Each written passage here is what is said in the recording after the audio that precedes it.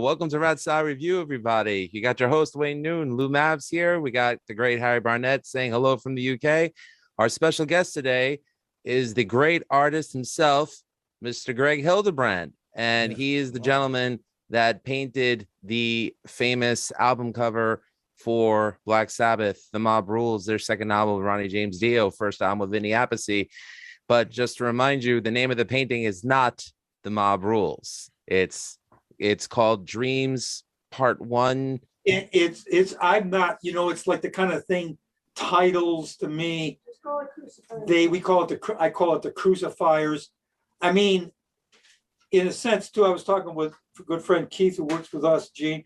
These guys, I knew in the nightmare dream that these guys, these beings, are clothed in the hides and skins of all their victims. That's what composes them. Yeah. They're murdered, butchered victims. So it's kind of like cloaked in the flesh of their victims, could be the title. That really provides a whole new perspective, because I thought it was just dirty cloths they were wearing. I didn't take it into account that it might be flesh. It's when you're in a nightmare dream, you there's no words, but you know what's going on. You know what's happening. You understand it. Right. Yeah.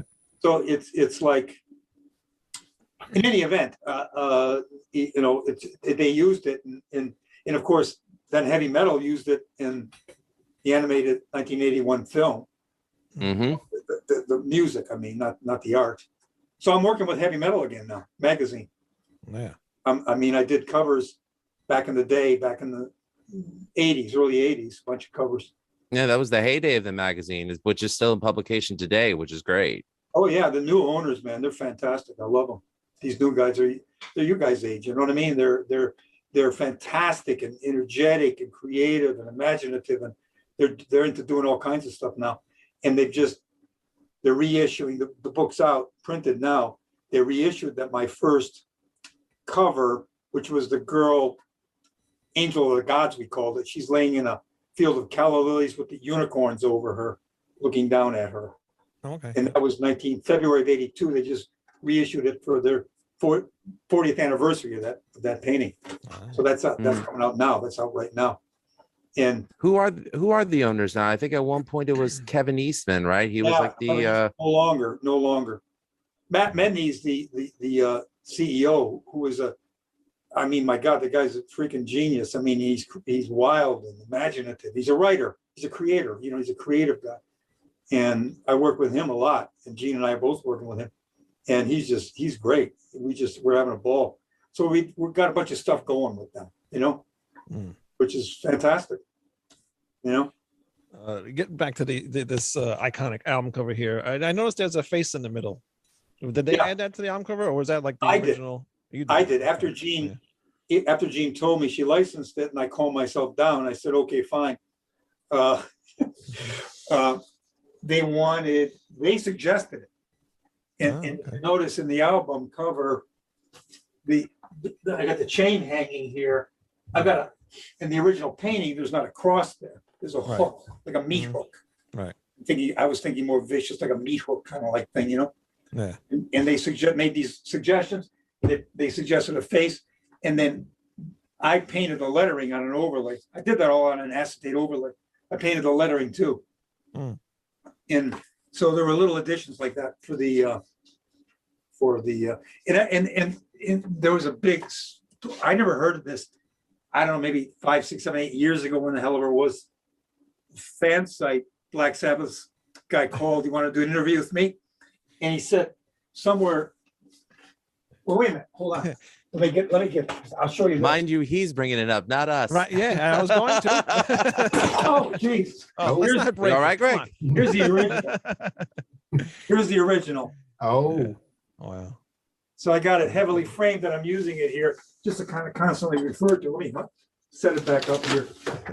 I almost dropped the painting. Yeah. James gonna kill me. But no, in the bottom here, right? Kill Ozzy. Yeah. The guy, we're on the phone with this guy. I'm at the telephone, right? So he says, right, can you tell me in the corner where it's written, why did you write kill Ozzy? I said, what? And he's on the phone, and he said, what do you mean? And I said, what do you mean? He said, Right. well, it's written there. Blah, blah, blah. Go look on the website. So Gene pulls it up, and there it's like, kill Ozzy. Yeah, I said, right. I have no freaking idea what the hell you're talking about. It's you're looking at images in the, remember when Spock is stoned and seeing all the dragons in the clouds and everything? It's Right. like, no, it's not there. Yeah. And yeah. so yeah, he I looked it up earlier, and it doesn't make any sense how somebody could get that out of there. I mean, I that's have what no they idea. wanted it to see. I guess. Yeah, It's looking for trouble where it doesn't exist is Right. really what it is. people looking will believe what they want to believe if there's a predisposition or a statement about it. You start to oh yeah, well, because it's kind of cool in a way. You start to think there's secret messages everywhere, and Right. so at the end of the talk, we're talking, and he says, what the hell should I do? I said, well, did you ever see The Man Who Shot Liberty Valance? Do you guys ever see that film? No. I've heard of it. My father-in-law sings the theme song all the time. No, but the gist of the idea was the two guys, Jimmy Stewart and John Wayne. Jimmy Stewart's a mild, meek doctor, and Liberty Valance is a bad guy, everybody wants to off him, and he's forced into a showdown. But it isn't actually Jimmy Stewart who shoots him. It's John Wayne from the shadows who kills the bad guy. But Jimmy Stewart goes on to gain a career in politics and becomes a senator, all based on that event. And then the truth starts to come out to a reporter, and they say, well, what the hell should I do? Well, when faced with printing the truth or the legend, print the legend. Right. So I said that again. Yeah. So do whatever you want. I don't give a damn. It's like the Alice Cooper chicken story. You're familiar with that, Greg, right? No, I'm not. So Alice Cooper played a concert in Toronto. Someone threw a live chicken up at Alice Cooper, and Alice Cooper says, a chicken's a bird. Birds can fly. And he thought that you threw the chicken back up and he thought it would fly away. No, the audience tore the chicken to pieces. The next day, he gets a call from his manager. Did you kill a chicken on stage? He's like, no, I threw the chicken back into the air thinking it would fly away. I didn't think the audience would tear it apart. His manager says, well, don't tell anyone you didn't kill the chicken. Just tell him you did. So, and that built up the notoriety in the beginning for Mr. Alice Cooper. Nightmare Alley all over again.